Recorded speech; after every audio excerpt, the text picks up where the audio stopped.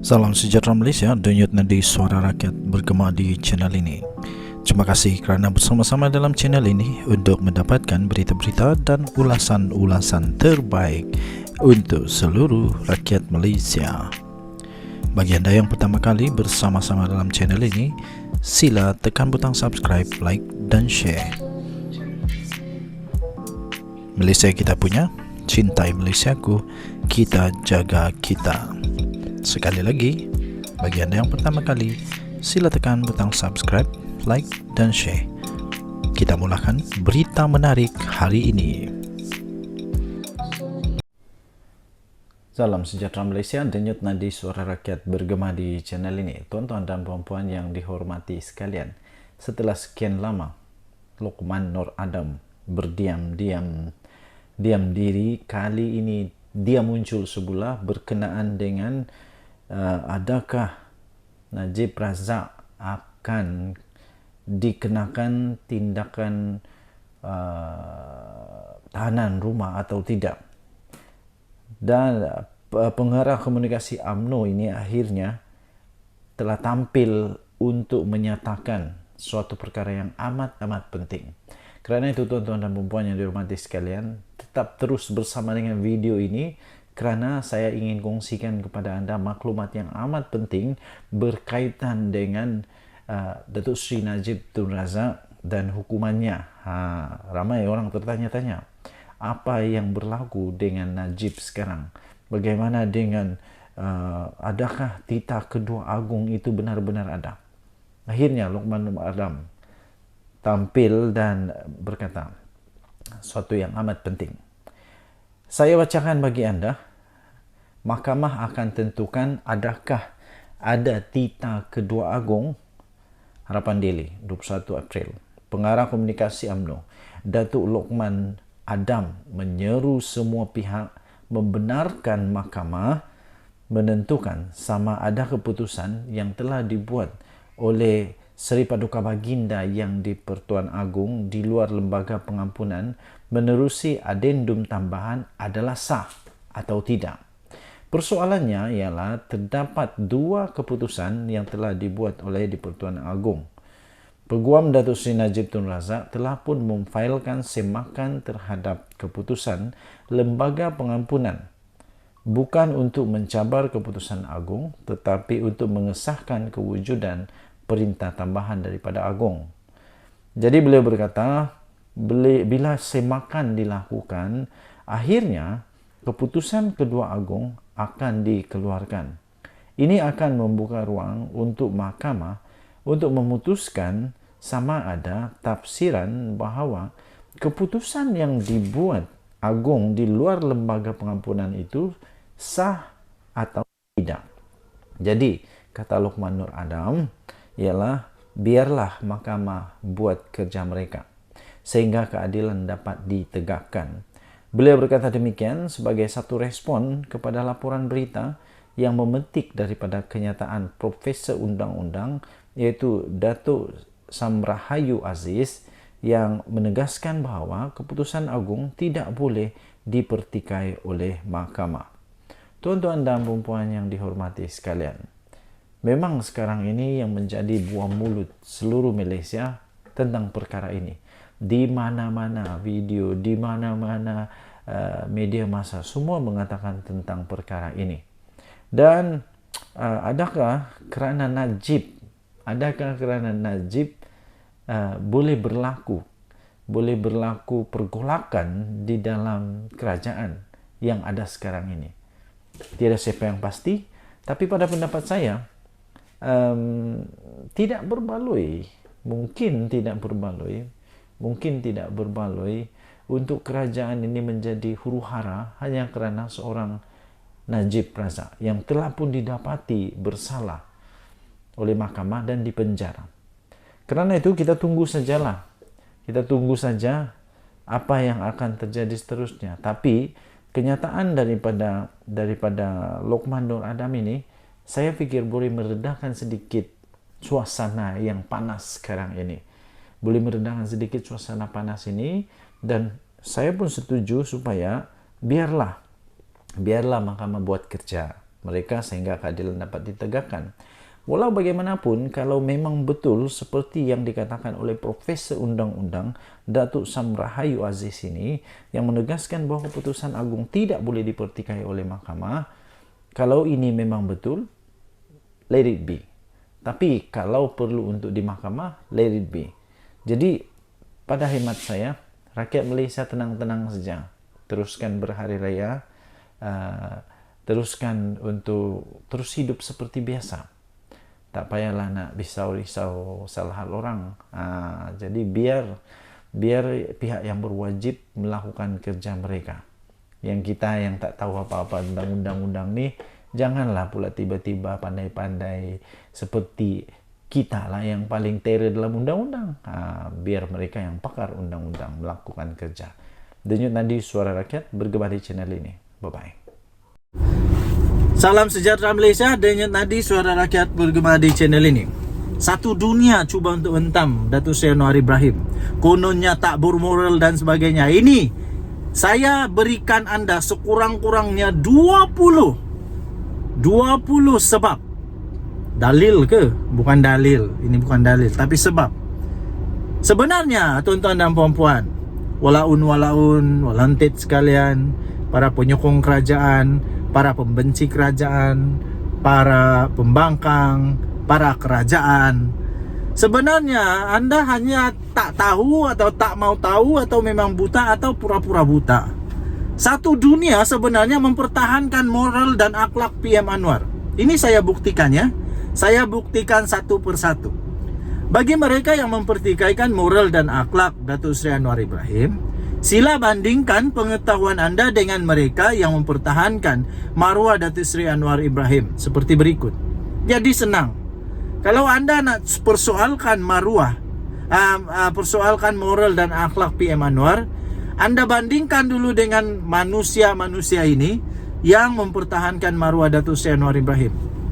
Kemudian anda tengok rupa di cermin, anda lebih baik daripada manusia-manusia mempertahankan Datuk Seri Anwar Ibrahim ini tak? Kalau anda tak lebih baik, tak lebih hebat dari mereka, anda tak layak untuk nak cakap tentang moral Datuk Seri Anwar Ibrahim, akhlak Datuk Seri Anwar Ibrahim, anda tak layak. Kalau anda lebih baik, mungkin layaklah. Tapi saya sebutkan, sejak bermula fitnah dan tuduhan yang direkayasa dengan maksud untuk membina karakter ke atas Datuk Seri Anwar Ibrahim pada tahun 1998, sebagian rakyat Malaysia tetap mempertahankan moral, akhlak dan maruah Datuk Seri Anwar Ibrahim apabila masyarakat Melayu menunjukkan undi protes pada PRU 1999 dengan swing vote sebanyak 36% kepada pembangkang. Datuk Seri Najib Razak sendiri di Parlimen Pekan hanya menang dengan majoriti 241 undi tau.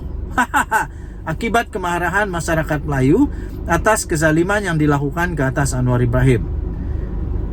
Majoriti rakyat Malaysia tetap mempertahankan moral, akhlak dan maruah Datuk Seri Anwar Ibrahim pada PRU 13 apabila Datuk Seri sekali lagi buat kali kedua merobek keegoan UMNO BN. Okey, baik. Akibatnya UMNO BN koma dan sepatutnya Datuk Seri Anwar Ibrahim sudah dilantik sebagai Perdana Menteri. Apabila UMNO BN buat kali pertama kehilangan undi popular yang hanya mendapat 48% berbanding Pakatan yang mendapat 51 undi popular. Okey. Ini dia senarai.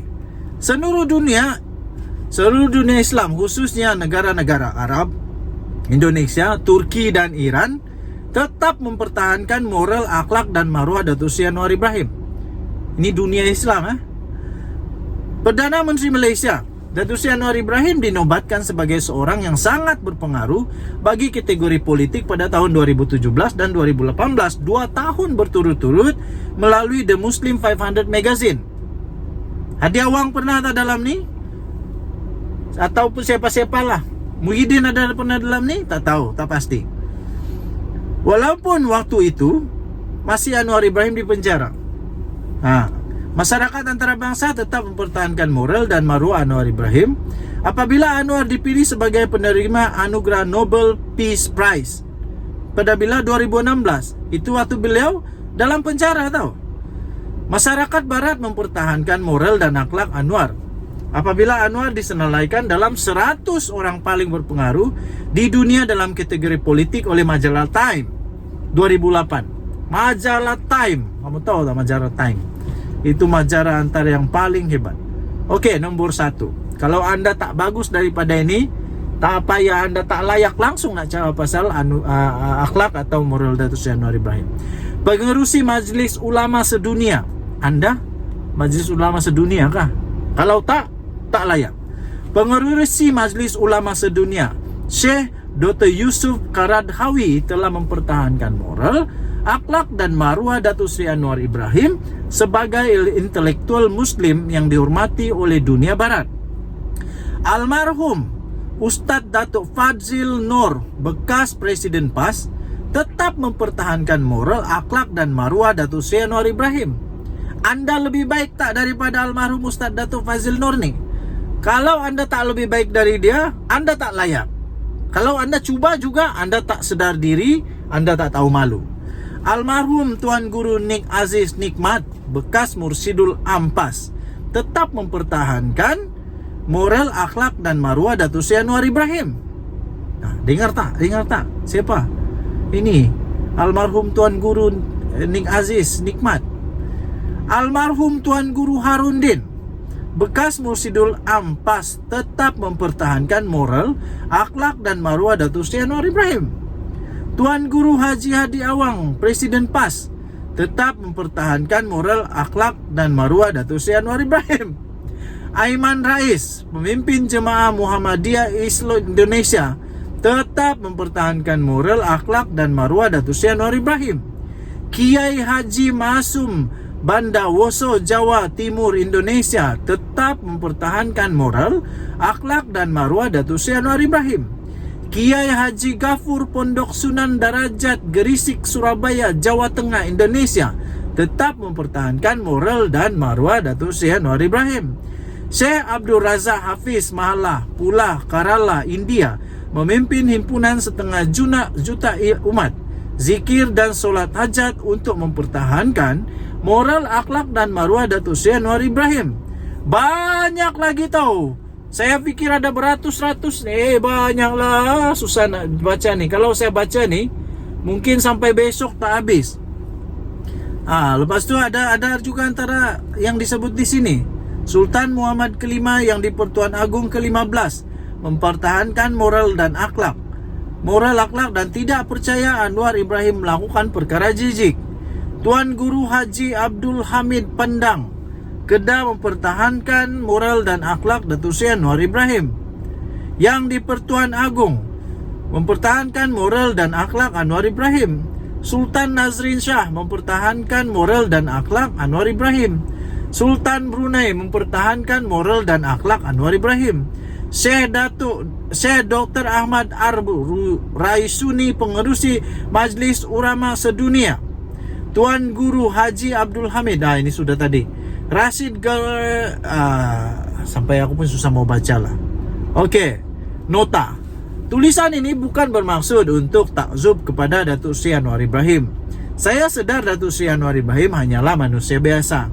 Matlamat tulisan ini adalah untuk mengekang, membendung dan melawan pembunuhan watak atau character assassination yang dilakukan ke atas Datuk Seri Anwar Ibrahim oleh musuh-musuhnya dari sudut sains politik. Pembunuhan watak adalah sebagian daripada sains politik dan harus dijawab dan dilawan.